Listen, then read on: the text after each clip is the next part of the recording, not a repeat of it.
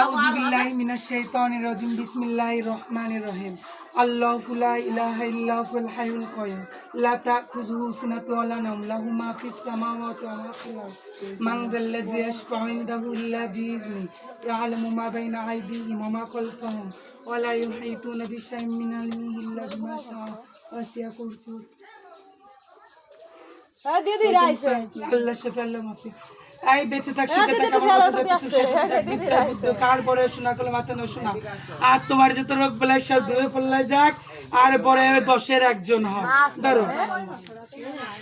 Hello everyone, আসসালামু আলাইকুম। আমি বলতেছিলাম গোপালগঞ্জ আলী পায়েল পরি হিজরাত চালা।